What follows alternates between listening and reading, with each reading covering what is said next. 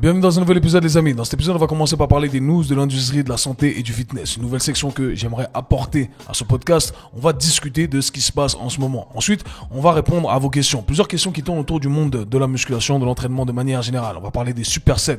Pourquoi j'aime organiser mes entraînements avec des supersets, les bienfaits, les désavantages, etc. Pour qui c'est, pour qui ça ne l'est pas éventuellement. On va parler des ceintures lombaires, des ceintures de musculation qui sont souvent utilisées, des straps, les différents outils qui peuvent être utilisés en salle de sport pour les lifts qu'on connaît tous, et si c'est intéressant de le faire ou pas, je vais vous donner mon avis sur le sujet. Et puis finalement, on va parler du meilleur programme à faire cet hiver. Donc j'ai reçu plein de questions qui sont intéressantes. Je le rappelle à chaque fois, il y a un lien dans la description. Vous cliquez dessus et vous posez vos questions sans limite de caractère, et c'est ce qui me permet justement de venir vous aider. Donc commençons directement par les news de la semaine. Alors les news de la semaine qui sont en fait des news que j'ai vues il y a quelques semaines déjà, il y a quelques mois, mais je me suis dit, hey, je vais rajouter ça vu que j'ai pas le temps de faire mes vidéos YouTube. Du coup, j'ai l'occasion de le faire ici durant mon podcast. Alors, première news sur laquelle je suis tombé, j'ai lu un article il y a 2 mois, en mois d'octobre, sur Forbes, qui parlait justement, je suis très intéressé sur tout ce qui tourne autour de l'économie, la finance, etc. Donc c'est toujours intéressant parce que tout est interconnecté quelque part, ok. Et dans cet article, il parlait justement de ces médicaments, ces drogues, pour le terme anglo-saxon ici, qu'on appelle Ozempic et Wegovy. Et j'ai parlé de ces drogues Ozempic il y a plusieurs mois de cela. J'ai fait une vidéo sur YouTube à l'époque où je parlais justement de ces influenceurs qui venaient mettre à jour cette nouvelle drogue. Alors c'est 2 nouvelles drogues, 2 nouveaux médicaments, pardonnez-moi, qui sont utilisés à des fins de perte de poids, ok. Et ça a été popularisé par beaucoup d'influenceurs, de célébrités, etc. qui ont mis en avant les bienfaits de ces médicaments pour ces pertes de poids. Et le deuxième médicament, Wegovy, qui a des avantages également qui vont au-delà apparemment de la perte de poids, qui viennent amener certains bienfaits au niveau du système cardiovasculaire. Enfin bref, c'est pas très intéressant pour nous ici. Quoi qu'il en soit, les influenceurs, les célébrités, les acteurs, les actrices hollywoodiennes utilisent ça pour perdre du poids rapidement. Et comment ça fonctionne? Eh bien, ça va simplement ramener ou arrêter, si on veut, cette envie d'avoir faim. Okay, donc ça va agir sur certains hormones de la faim et ça va donc stopper notre volonté à consommer plus de nourriture. Donc, super intéressant. Et en mange moins en prenant ce médicament, si on mange moins, forcément on perd du poids. Et c'est effectivement ce qui s'est passé. Du coup, c'est devenu super populaire. Mais hey, ce qui est intéressant ici, c'est que on a une grosse industrie, donc l'industrie pharmaceutique, qui vient avec un nouveau médicament miracle, qui vient bien tout chambouler, ok? Parce que elle vient chambouler cette industrie, une autre industrie super puissante qui est l'industrie de la nourriture, ok? L'agroalimentaire, faut appeler ça comme vous voulez, je sais pas exactement le terme à utiliser ici, ok? Mais on a ce clash ici des 2 titans, ok? Hey, je te vends mon médicament qui fait manger moi, mais l'autre qui dit, hey, attends, moi mon taf c'est, je fais mes milliards comme ça, en faisant en sorte que les gens surconsomment, parce que bien entendu on est dans une société de surconsommation, et c'est pour ça qu'on observe ces problèmes d'obésité, ok? J'ai déjà fait des vidéos là-dessus. Alors oui, on essaie de nous dire que non, c'est génétique, etc. Non. Il y a plutôt des facteurs épigénétiques qui viennent influencer tout ça. C'est-à-dire que notre lifestyle, notre environnement viennent vraiment enclencher éventuellement le facteur génétique qui pourrait amener cette prédisposition. Mais c'est le lifestyle qui vient influencer cette obésité. Ok, c'est un fait, qu'on soit clair là-dessus. Et c'est un manque de respect de le dire auprès des personnes qui, justement, ont fait le nécessaire pour soit rester en bonne santé, soit qui ont fait des pertes de poids et qui ont réussi à laisser leur obésité derrière elles parce que elles ont changé leur lifestyle, leur alimentation, etc., etc. Donc voilà, respect à toutes les personnes qui ne blâment pas le monde extérieur et qui font le nécessaire, qui prennent cette responsabilité. Au moins, c'est super important et c'est bien entendu le message bienveillant que je veux faire passer ici. Quoi qu'il en soit, du coup, on a ce clash entre ces 2 industries et on a donc le directeur de Nestlé, ou je ne me rappelle plus exactement le titre de la personne, qui est venu, qui a dit, oulala, attends, on est dans la merde là, comment ça, les gens vont moins consommer de nos céréales, là, Ozempic, tu commences à foutre la merde. Donc ils se sont dit, bah attends, on va changer un peu notre speech, et donc ce qu'on va faire, c'est qu'on va commencer à vendre des aliments qui, en prenant les bienfaits des nutriments derrière. Tiens, pour Nestlé, okay, les mecs ils nous vendent que du sucre, des céréales, des trucs industrialisés de fou. Et là ils se sont dit, attends, non, nous on est une société bienveillante, hein, on est bienveillant, on veut faire en sorte que vous ayez tous les nutriments. Et c'est leur speech. On va vous donner tous les nutriments nécessaires dans notre alimentation, dans nos produits. Et surtout, il faut que vous consommiez nos produits parce que sinon, eh bien, vous allez perdre du muscle. Le problème de Ozempic, eh bien, c'est que si vous consommez ces médicaments, vous allez perdre du muscle. Et c'est vrai, lorsque on perd du gras, on perd du poids, on peut pas perdre du poids en perdant uniquement du gras, malheureusement. J'ai déjà fait des épisodes là-dessus. On va perdre une certaine quantité de muscle. Et pour contrer cet effet-là, eh bien, on doit s'entraîner et consommer assez de protéines. Donc là, ils vont commencer à vanter ses effets sur la protéine, etc. Bref, c'est un peu le speech qui est un peu marrant à écouter. Donc quand j'ai lu l'article il y a 2 mois, j'ai trouvé ça intéressant. Je me dis, ah, les gars, c'est vraiment des escrocs. Mais ça montre qu'ils ont la capacité à s'adapter. Donc, hey, pourquoi pas? Donc peut-être que Nestlé va sortir des gammes de protéines en poudre, de barres protéinées. Enfin bref, on sera là. On a fait la prédiction ici sur le KSU Show podcast. On verra ce qu'il en adviendra. Mais c'est intéressant de voir ce choc-là des titans de ces 2 industries et de voir comment les discours changent et voilà, les gars ils retournent leur veste pour tout et pour rien. Mais tant mieux si ça va dans la bonne direction. Est-ce que je recommande de prendre cette drogue Ozempic? Alors j'ai eu des questions là-dessus parce que j'ai une très bonne amie qui m'a posé la question. J'ai d'autres personnes qui m'ont envoyé des DM également. Il faut penser à tous les facteurs à prendre en considération, ok? S'il y a une autre alternative, eh bien éventuellement je conseillerais d'utiliser une autre alternative. Est-ce que je suis contre complètement? Non, si vous êtes obèse et que ça peut vous aider éventuellement dans un premier temps pour entamer cette perte de poids, pourquoi pas? Ce qu'il faut, c'est comme toutes les drogues, comme tous les médicaments, ne pas devenir accro à tout ça.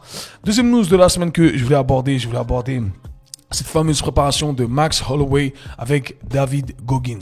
Alors pour ceux qui ne sont pas familiers avec ces 2 personnages, Max Holloway c'est un peu un vétéran de MMA, un combattant UFC. Donc pour ceux qui ne connaissent pas, l'UFC c'est la plus grosse fédération de MMA, Mixed Martial Arts. Donc une combinaison de différents combats, de sports de combat. Encore une fois, je vulgarise pour ceux qui n'ont aucune idée de quoi je parle ici, mais la plupart d'entre nous, eh bien on sait de quoi il s'agit, ok? Et donc Max Holloway a un combat prévu, je crois dans quelques semaines d'ailleurs, dans 2-3 semaines, peut-être un mois, je me trompe ici au niveau des dates, et il a décidé d'engager David Goggins comme son préparateur physique. Et David Goggins, c'est un ancien Navy SEALs, donc on parle des forces spéciales de l'armée américaine, qui est devenu super populaire à travers ses livres, à travers ses réseaux sociaux. Il partage son mindset, ok, un gars extraordinaire. Alors, au tout début, j'ai cru que ce gars c'était des gimmicks un peu comme ça, il courait, il parlait, etc. Je me suis dit, non, il est pas intéressant. J'ai commencé à lire le début de son livre, j'ai commencé à écouter des interviews avec lui, et puis c'est un gars solide, c'est simplement juste un gars solide, c'est un mutant, ok,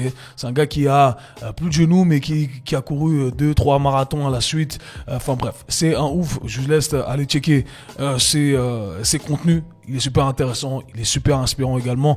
Donc c'est quelqu'un que je recommande, ok? Mais c'est un ancien militaire, c'est le go hard or go home, ok? On donne tout, on meurt, quitte à y laisser nos genoux, à y laisser ce qu'on doit y laisser, on va les laisser et on va continuer à avancer, ok? C'est un peu ça la mentalité.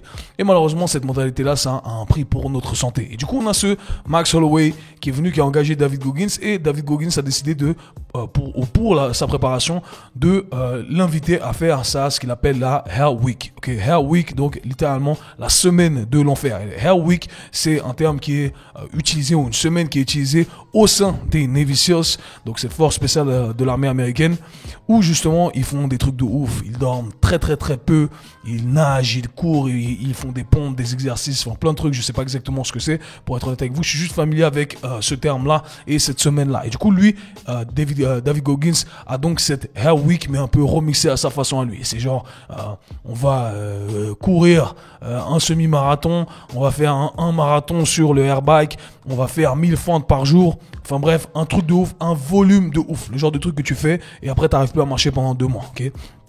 Et du coup, dans l'industrie du conditionnement, de la force de conditionnement, de la préparation physique aux États-Unis, eh bien ça fait énormément de bruit, ok? Parce que tous les préparateurs physiques voient ça, ils disent mais c'est n'importe quoi. Pourquoi Max Holloway a décidé d'engager ce gars-là pour faire cette préparation physique sans queue ni tête? Parce que oui, nous en tant que préparateurs physiques, on regarde ça, on se dit ça sert absolument à rien, okay? À part fatiguer le gars, ça sert à rien. Et c'est vraiment la devise d'un préparateur physique. Un bon préparateur physique qui se respecte, eh bien, il cherche pas juste à fatiguer son athlète, à fatiguer la personne. Il cherche à créer vraiment des adaptations bien précises. Et c'est pour ça qu'on crée une programmation bien précise pour avoir des résultats bien précis. Et je répète à chaque fois, n'importe qui peut vous fatiguer. Un enfant de 4 ans, il vous fait courir, sauter, etc., rouler par terre, etc. Fatigué. Vous êtes mort, vous vomissez. Ça veut pas dire que l'entraînement est bien. Donc c'est pas un marqueur de progrès, c'est pas un marqueur de satisfaction pour nous. Donc forcément, là, ce qu'on voit un gars comme Max Holloway, encore une fois pour le contexte, le gars qui est un vétéran, c'était son dernier combat, avant-dernier combat, il sort de 5 défaites, je crois, ou 4 défaites à l'UFC. C'est déjà un ancien, il arrive vers la quarantaine. Est-ce que c'est pertinent de faire un volume de malade où tu vas pas vraiment récupérer? Ah, alors que, pour contexte encore une fois, c'est un gars qui est connu pour sa mentale, c'est un gars qui tient sur le ring, il est très bon en pied-point et il a la tête en sang, il continue. Okay, donc c'est pas le mental qui lui manque. À ce gars-là, il a déjà le mental nécessaire.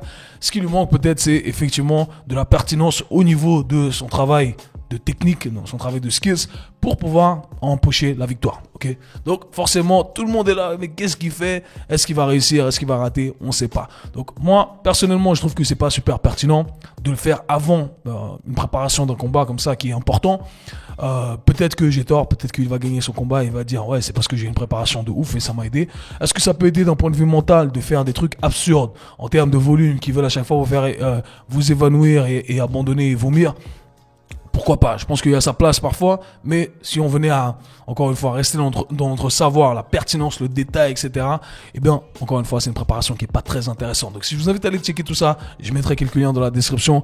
Et dites-moi, vous, qui vous y connaissez un petit peu, si vous êtes combattant, si vous êtes préparateur physique, est-ce que vous trouvez que cette préparation de Max Holloway avec David Goggins est pertinente? Si elle n'est pas, eh bien, faites-le moi savoir si vous trouvez que oui, effectivement, c'est une bonne préparation physique pour un combattant de MMA. Hey, ok, ok, faites-le moi savoir, donnez-moi vos arguments. Anyhow, les amis, c'est tout pour les news, les premières news de cette semaine. On va commencer par la première question qui a été posée. Dites-moi si vous kiffez bien cette partie news de la semaine. À chaque fois, j'essaierai d'apporter 2-3 trucs. J'essaie d'aller vite parce que, bien entendu, on a toujours des questions. Alors, première question qui a été envoyée ici. Salut Kevin, je vois que dans tes programmes, tu utilises énormément de supersets. Et tu comptes les straight sets? Si oui, pourquoi? Alors, c'est vrai que j'utilise énormément de supersets. Pour ceux qui ont déjà regardé mes vlogs, tous les programmes que je fais, et ça je vous le dis encore une fois, c'est une confirmation, j'utilise vraiment tout le temps des supersets, tout le temps, ok. Donc pour ceux qui ne sont pas familiers avec ce que sont les supersets et les straight sets, on va faire une petite définition ici. Alors un superset, c'est lorsque on combine 2 exercices, ok. Pour être un peu plus spécifique ici, je crois qu'en français on appelle ça aussi les bisets, ok. Bisets, donc 2 exercices qui sont enchaînés à la suite. En anglais, on a 2 termes qui donc définissent la combinaison de 2 exercices, mais qui sont légèrement différents. Ce qu'on appelle les compound sets et ce qu'on appelle les supersets. Et donc les compound sets, c'est lorsqu'on fait 2 exercices à la suite, mais qui visent les mêmes tissus musculaires. Ok. Et les supersets, c'est lorsque on fait 2 exercices à la suite, mais qui ne visent pas les mêmes tissus musculaires. Par exemple, un compound set, c'est je fais un développé couché et j'enchaîne ça avec un pec fly. Je travaille les pectoraux sur mes 2 exercices. Alors qu'un superset, ça va être je fais un développé couché, je coupe ça avec une traction, par exemple. Ok. On a également les giant sets, et ça, je sais pas comment on dit ça en français. Donc le giant set, c'est lorsqu'on va enchaîner plus que 2 exercices à la suite. Ça peut être 3, ça peut être 4 exercices, et ce n'est qu'à la fin de ces exercices qu'on prend son vrai temps de repos. Et c'est important ici, je vais revenir sur le terme ici, vrai temps de repos, ok? Et donc, moi, je ne fais jamais les straight sets. Et je vais vous dire un truc. Il n'y a rien qui me frustre plus que ça, que de voir un programme qu'avec des straight sets. Donc, les straight sets, c'est lorsque on fait un exercice. Imaginons qu'on ait 8 exercices dans le programme. On fait toutes les séries d'un exercice. Ensuite, une fois qu'on a tout fait, eh bien, on passe à l'autre exercice, on fait toutes les séries, on passe à l'autre exercice, on fait toutes les séries. Et entre chaque série, bien entendu, on prend son temps de pause. Donc, imaginons squat, je fais mon squat, je fais 2 minutes de pause entre chaque série, squat, 2 minutes de pause, squat. En fait, ça ressemble à quoi? Ça ressemble au gars qui est sur son téléphone pendant le temps de pause et bam, je repars. Ok, sur mon téléphone, le gars qui squatte la machine, qui fait chier parce que vous avez envie d'utiliser la machine et au final, il a passé tout son temps à utiliser la machine. Donc, bref, moi, ça m'insupporte. Et à l'époque, j'avais déjà travaillé avec des coachs de bodybuilding que j'avais engagés pour entraîner certains de mes clients. Et c'était ça, et ils détestaient. Mes clients, après avoir fait mon type de programmation, bien entendu, ils détestaient s'entraîner comme ça. Et moi, je déteste ça. Et je dis, c'est pas possible. Si tu peux pas programmer comme ça, on doit arrêter notre relation. Parce que moi, je déteste ça. Mais quels sont les avantages, quels sont les désavantages des supersets? Vous l'aurez compris, c'est quelque chose que j'utilise tout le temps. Alors, le premier truc, c'est que, de 1, je trouve que c'est beaucoup moins ennuyant. Je déteste à la salle de sport, j'ai un bagage athlétique. Donc, on bouge, on est constamment en mouvement. Là, j'arrive à la salle, faire un exercice, m'arrêter, être sur mon téléphone, parler, etc. Non, j'arrive pas, ok? Pour moi, je trouve que c'est super ennuyant. C'est beaucoup plus dynamique d'enchaîner un exercice avec un autre exercice. Et là, j'ai vraiment besoin d'un temps de pause. Et ensuite, je peux repartir, ok? Donc là, de ce point de vue-là, dynamisme moins ennuyant, c'est l'avantage numéro 1. Ensuite, avantage numéro 2, c'est qu'on a un gain de temps qui est vraiment considérable. Ok, j'arrive à combiner 2 exercices à la suite et je vais venir au détail de comment faire ça. 2 exercices à la suite Et bref, je finis si j'ai mes 8 exercices par exemple, ok, donc deux fois, j'ai mes 4 exercices, ok, enfin 2 paires, pardonnez-moi, mes 4 paires, j'allais dire 2 fois 4, aussi simple que ça, j'enchaîne tout ça et j'ai pris mon temps de pause. La séance est terminée beaucoup plus rapidement. Ensuite, je trouve que comme troisième avantage, c'est beaucoup plus athlétique. Comme j'ai dit, pour ceux qui ont un bagage athlétique, qui font pas simplement de la musculation pour faire de la musculation et rester 2h30 à la salle ou 4h à la salle, eh bien, je trouve que ça se rapproche un peu plus des demandes d'un sport. Où vraiment on donne, bam, ok, on s'arrête, on donne, bam, on s'arrête. Encore une fois, on cherche pas à se rapprocher du sport, on cherche à se rapprocher de ce ressenti-là. Et finalement, il y a un temps de récupération localisé qui est super important, qui peut être le même que durant les straight sets, à condition qu'on ait un bon cardio, bien entendu. Et je vais m'expliquer là-dessus.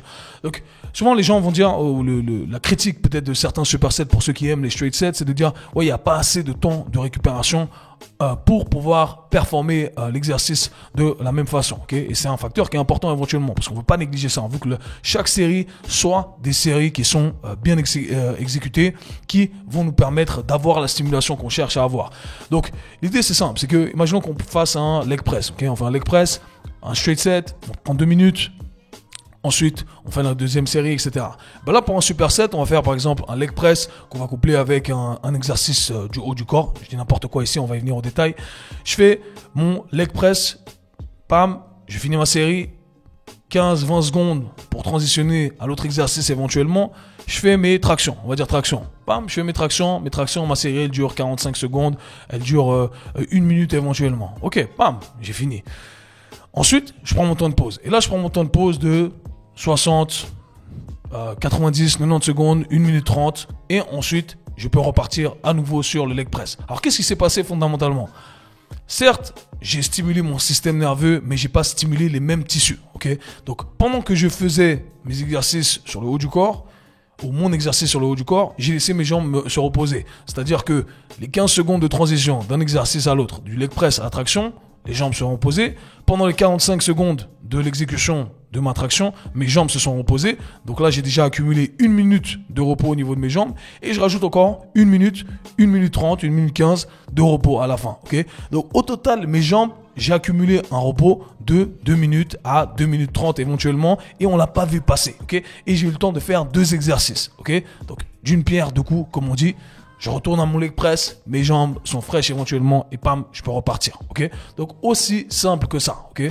Maintenant, les désavantages avant qu'on parle des subtilités. Les désavantages, c'est que ça peut être pénalisant si on n'a pas de cardio. Si on n'a pas de cardio, les supersets et tout ce qui va au-dessus des supersets, les giant sets, c'est un film d'horreur. Et je me rappelle moi en m'entraînant avec certains bodybuilders à l'époque où je les voyais essoufflés en passant d'un exercice à un autre exercice et moi j'étais là.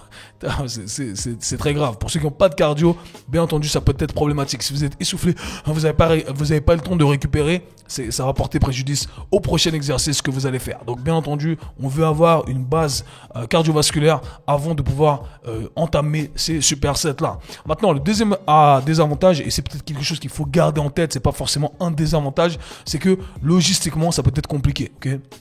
Imaginons que vous ayez décidé de faire un superset et vous arrivez dans votre salle, mais au final, d'un point de vue configuration, ça va pas être possible parce qu'une machine est au premier étage et l'autre machine au deuxième étage, ou une machine est d'un côté du floor et l'autre machine de l'autre côté du floor. Donc c'est un truc à garder en tête. Les supersets doivent être ajustés de façon à ce que ça ait du sens logistiquement. Et logistiquement, un programme doit avoir du sens en tout temps. Vous pouvez avoir le meilleur programme sur papier, si logistiquement ça fait pas de sens, eh bien c'est le pire des programmes. Et c'est un truc que je garde en tête en tout temps. Donc venons-en au détail. Okay ? On va commencer avec ce premier détail de la logistique. Lorsque vous faites vos supersets, vous devez avoir en tête votre salle de sport. Si vous n'avez pas en tête votre salle de sport, parce qu'éventuellement ça peut être amené à changer, eh bien vous devez simplement vous dire, ok, qu'est-ce que j'arrive à transporter éventuellement ?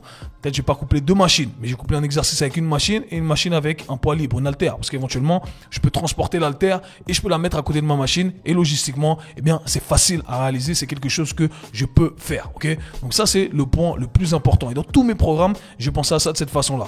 Et parfois, je vais sacrifier même ce qui est optimal pour ce qui est logistiquement réalisable de façon à cocher toutes les cases. Ok, c'est-à-dire que je vais plus vite, j'ai plus de gains de temps, c'est plus athlétique, etc.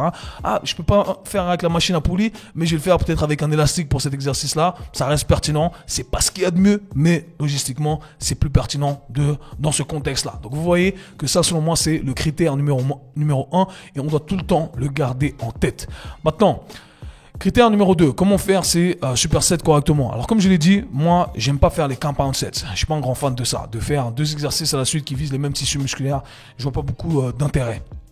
Maintenant, il y en a qui pourraient défendre le cas. Voilà, c'est pas le sujet du jour, mais j'ai préféré travailler sur des muscles qui ne vont pas être visés directement. Parce que comme je l'ai dit, mon but c'est de profiter de ce temps de récup qui va être intéressant pour moi. Ok, donc je vais faire plutôt une combinaison, par exemple, chaîne antérieure, chaîne postérieure, ou alors bas du corps, haut du corps. Aussi simple que ça. Il n'y a pas besoin de rendre le truc compliqué. Donc, si vous faites un exercice de poussée horizontale, vous couplez ça avec un exercice de tirage horizontal. Vous pouvez pas faire faux avec ça. Faites un exercice de poussée verticale, vous couplez ça avec un exercice de tirage vertical. Je fais une presse militaire, je couple ça avec des tractions. Vous pouvez pas faire faux. Après, si vous voulez rendre le truc un peu plus fancy, eh bien, vous faites un mix, ok? Je fais un exercice de poussée horizontale, je couple ça avec un exercice de tirage vertical. Et pour le set d'après, eh bien, je fais un peu différent, etc. Mais vous voyez, il y a toujours une logique derrière. Très, très, très simple. Vous pouvez pas vous tromper. Maintenant, pour le bas du corps. Pour le bas du corps, c'est un peu particulier parce que pour le bas du corps, la plupart des exercices, encore une fois, on va chercher à généraliser pour simplifier ici, la plupart des exercices vont pas être strictement axés que sur la chaîne antérieure ou que sur la chaîne postérieure. On pense à un squat, eh bien on va avoir des quadriceps, mais on va avoir également des ischios, on va avoir également des fessiers. Okay, donc tous ces muscles-là vont travailler. Donc éventuellement, moi ce que j'aime bien faire quand je travaille sur le bas du corps, eh bien c'est que je vais coupler avec un exercice complémentaire pour le haut du corps. Là, j'aime bien travailler, par exemple, avec les épaules. Je suis un grand fan de coupler le travail du bas du corps avec les épaules. Donc, par exemple, je vais faire un squat et surtout si les intensités sont très élevées, ok? Parce que les exercices pour le bas du corps, ça nous crame vraiment. C'est différent comparé à une traction lourde. Un squat lourd, ça n'a pas le même effet qu'une traction lourde, ok? Donc, on a ce stress au niveau de notre système nerveux qui est beaucoup plus conséquent. Du coup, je vais faire je vais faire mon squat, pardonnez-moi, et je vais coupler ça avec des levées latérales avec une charge qui est relativement basse, qui me permet de faire plusieurs répétitions, de stimuler quand même ces muscles. Donc, en termes, encore une fois, de pertinence, ça l'est ici, d'accord? Et je suis pas en train de me cramer, mes jambes sont relax, mon système nerveux aussi, ça lui demande pas grand-chose de faire mes élévations latérales. Je cherche un peu le pompe, je stimule tout ça et c'est le meilleur de tous les mondes. Et pour moi, c'est la meilleure façon de faire ces supersets lorsque on parle du bas du corps. Alors, ça veut pas dire que on pourrait pas coupler 2 exercices du bas du corps, c'est un truc que j'aime faire également. Donc, je pourrais très bien faire ici. Je pourrais très bien faire un superset avec des exercices qui sont un peu plus biaisés justement sur la chaîne antérieure et la chaîne postérieure. Exemple, je fais mon premier exercice accessoire, c'est un Romanian deadlift, un deadlift roumain. Ok, donc là, on vise principalement les ischio-jambiers et il n'y a pas de quadriceps. Cool, je peux coupler ça avec un squat talon élevé. Là, qui va viser uniquement les quadriceps. Donc là, par exemple, pour moi, ça a une certaine pertinence. Et parfois, on peut coupler ou on va avoir un chevauchement entre les différents tissus musculaires. On va pas utiliser exactement les mêmes profils de résistance au niveau des exercices. Mais là, je le ferai uniquement lorsque j'utilise des intensités, je dirais, modérées. Okay, donc, lorsqu'on est avec les intensités les plus élevées, je vais pas le faire. Okay, intensité basse, modérée, encore une fois, on peut le faire, mais il faut que ça ait du sens. Mais dans le meilleur des mondes, moi, si je peux et j'ai le temps, eh bien, je me dis pourquoi pas alterner bas du corps avec haut du corps comme je l'ai explicitement mentionné. Donc les supersets, c'est relativement simple. Je vous invite à mettre ça dans votre programme si c'est pas encore fait. Pour moi, il y a que des avantages. Si vous aimez ça, faites-le moi savoir. Ok, si vous ne l'aimez pas, peut-être qu'il y a des arguments que j'ai oubliés, des désavantages que j'ai oubliés. Mais pour moi, ça va pas changer. J'aime les supersets. Pour moi, c'est ce qui est le plus intéressant. C'est même beaucoup plus intéressant que les giant sets pour vous dire la vérité. Encore une fois, ça va dépendre des situations. Les giant sets, je trouve que c'est intéressant. Donc c'est plutôt une forme de circuit si on veut. Eh bien, quand on parle d'exercice, on parle de petits muscles et on parle d'intensités qui sont relativement basses. Là, je pense que ça peut être intéressant. Question numéro 2. Salut Kevin, tout d'abord merci pour la qualité de ton contenu. Chaque jour, on en apprend plus. Je serais curieux de savoir ton avis sur la ceinture lombaire / de musculation, ainsi que l'utilisation des straps lors des exercices de musculation, en parenthèse, principalement deadlift. Merci d'avance. Alors, c'est une bonne question qui a été posée ici, et je crois que j'ai déjà abordé ça plusieurs fois à travers des emails de ma newsletter ou d'autres contenus. Mais, alors, déjà, il faut comprendre la ceinture lombaire. Okay, on appelle ça la ceinture lombaire, et puis souvent, on utilise cette ceinture pour protéger nos lombaires, comme son nom l'indique, donc à des fins de protection. Or, c'est pas vraiment, ça sert pas à ça. Il y a un truc qui me fait rire, encore une fois, c'est quand je vais dans les salles de muscu, les gars qui font des bicep curls et qui mettent leur ceinture lombaire. Les gars, pourquoi vous mettez votre ceinture lombaire lorsque vous faites des bicep curls? C'est quoi l'intérêt? Hein? Vous protégez quoi? Vous faites, c'est quoi l'idée? Un leggings, un long tank top, comment on appelle ça? Un long débardeur et la ceinture de musculation. Ok. Bref, je lance des pics ici. Mais arrêtez, s'il vous plaît. Arrêtez. D'accord? La ceinture lombaire, bien entendu, est souvent utilisée pour les exercices tels que le deadlift, le squat éventuellement, et justement, eh bien, on cherche à protéger nos lombaires. Effectivement, ça protège nos lombaires, mais pas la ceinture en elle-même.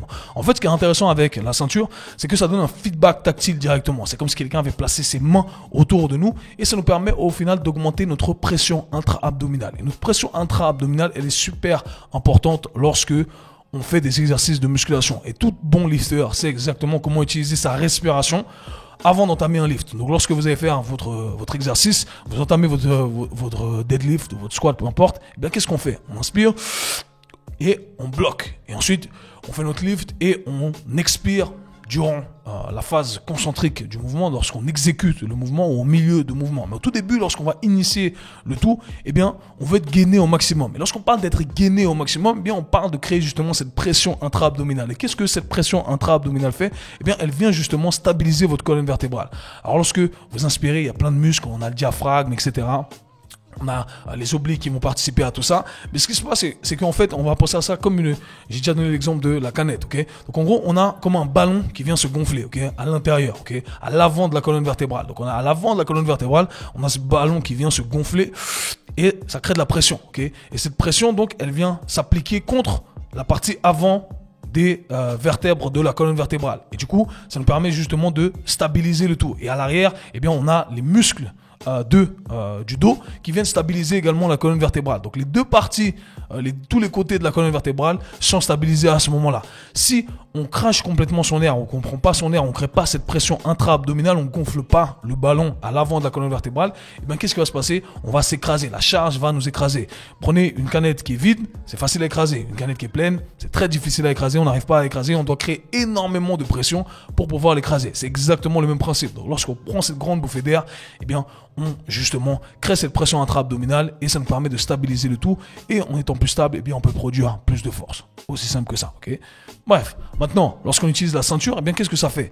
On serre le tout, ok? Ça nous donne un feedback tactile et ça nous oblige justement à pousser contre cette ceinture à 360 degrés, ce qui est très intéressant parce que la plupart des gens ne savent pas le faire. Et du coup, on augmente cette pression intra-abdominale. Et là, bam, ok, on arrive à être beaucoup plus performant parce qu'on se sent plus stable. Donc c'est simplement un outil externe qui nous permet d'être plus performant. Est-ce que je suis pour? Est-ce que je suis contre? Je suis absolument pour. Si votre but c'est d'être plus performant et vous cherchez la performance sur des exercices bien précis, pourquoi pas?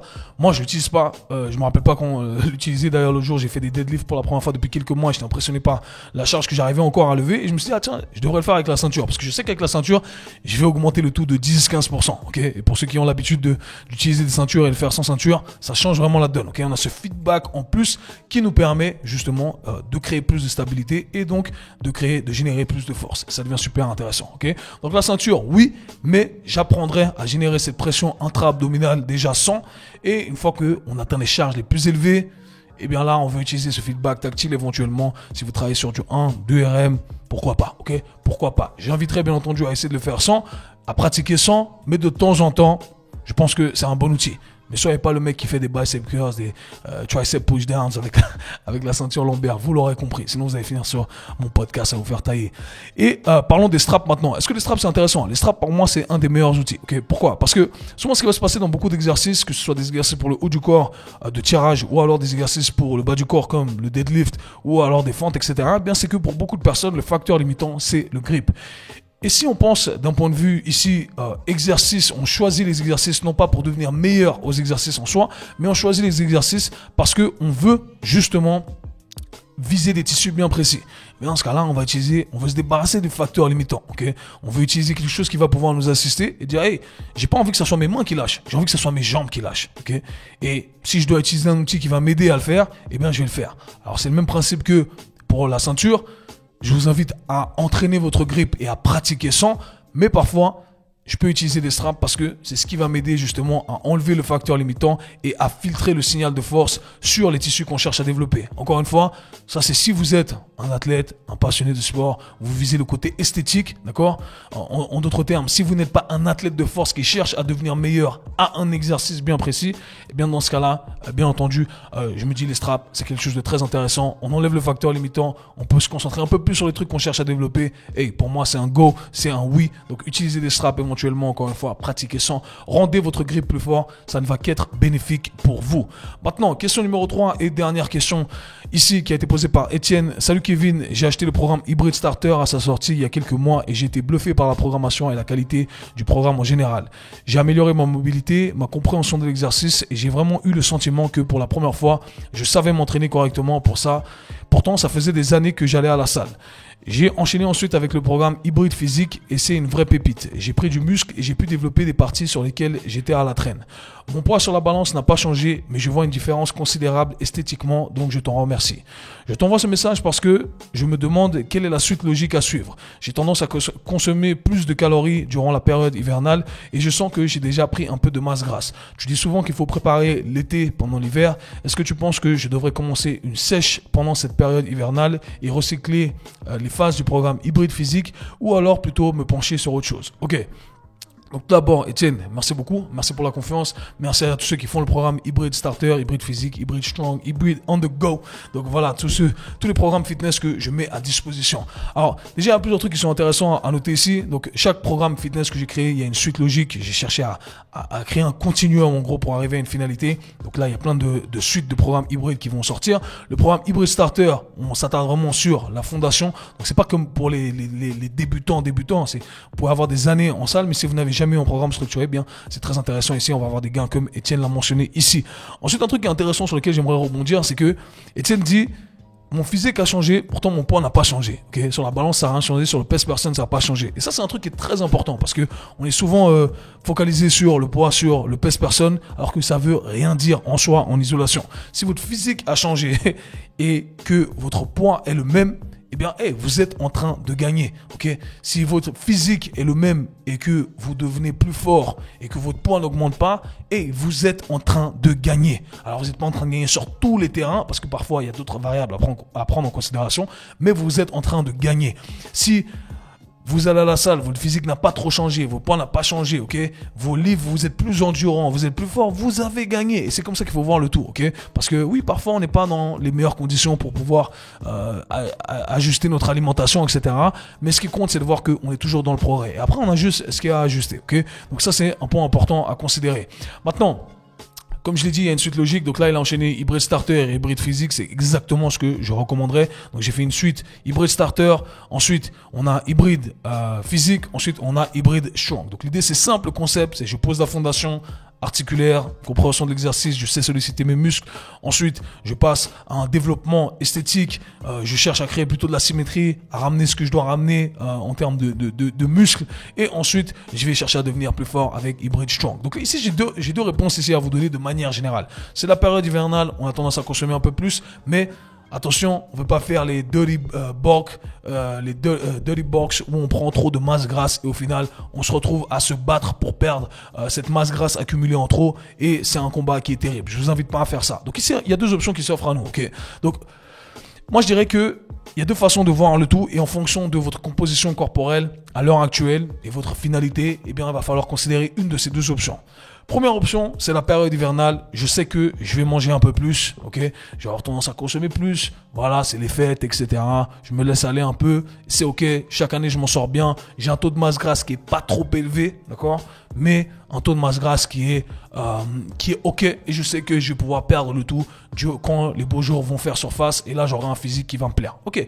Alors, dans ce cas-là, ce que je ferai, c'est que je profiterai de ce surplus calorique pour chercher à optimiser mes performances et à devenir plus fort. Et c'est là où je m'attarderai vraiment sur le développement de la force. J'irai à la salle et je chercherai vraiment à la performance au niveau de mes lifts, mon squat, mon développé couché, mes tractions, peu importe ce que c'est. Je vais vraiment m'axer sur le développement de la force. Et là, un programme comme Hybrid Strong, eh bien, c'est parfait pour ça, ok? On a tout qui est aligné. Parce que je recommande pas, d'ailleurs, je le mets dans le programme, de faire un programme où on cherche à développer sa force max avec un déficit calorique. Par définition, si on amène moins d'énergie, ça va être difficile de dépenser un maximum d'énergie. Ok, c'est du sens commun ici. Donc là, je m'attarderai sûrement sur ça. Maintenant, la deuxième option, c'est que on cherche à transformer déjà son corps parce qu'on sait que ça va prendre plusieurs mois avant d'arriver à cette finalité où durant l'été, eh bien, on veut avoir un beau physique parce qu'on tombe tous dans cette catégorie-là, ok? On va arrêter de se mentir ici.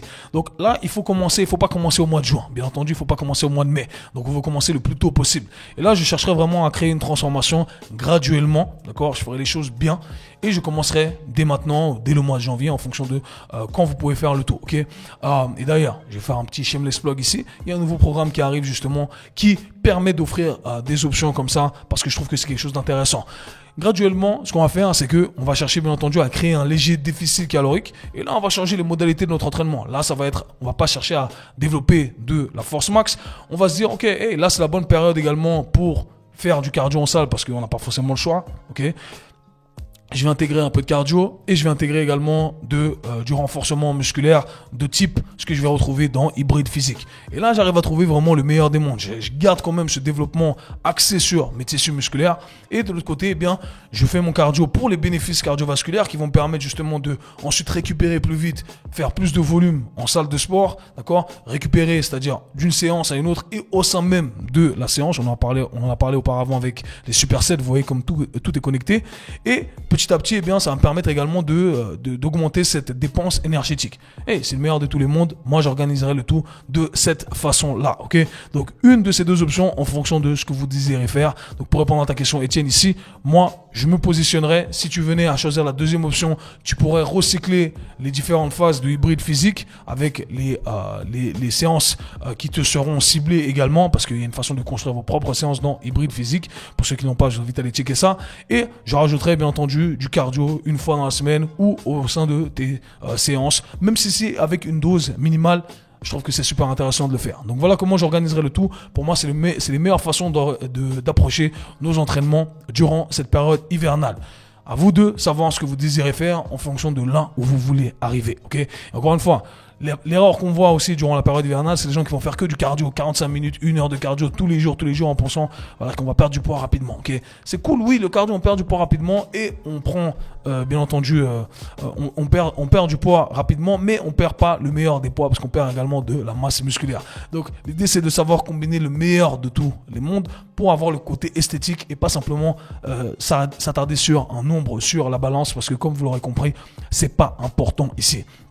Donc voilà tous les détails qu'il faut savoir. J'espère avoir répondu à vos questions de la meilleure des façons. Donc voilà tous les amis, c'est tout pour l'épisode d'aujourd'hui. Je vous invite à aller checker les différents programmes si vous êtes intéressés, les différents contenus, vous abonner à ma newsletter pour du contenu exclusif et gratuit. Il y a tous les guides également sur mon site si vous en avez besoin, des e-books gratuits, etc. Donc téléchargez tout ça, c'est pour vous, lisez-les. Et je tiens à dire que les inscriptions de mon programme mentorship de la 7e vague, voilà, c'est complet. Donc je passe l'annonce ici. Merci à tous ceux qui m'ont fait confiance. On commence dans quelques semaines ici pour les participants de la 7e vague. Nous, on se voit /parle très bientôt. Peace.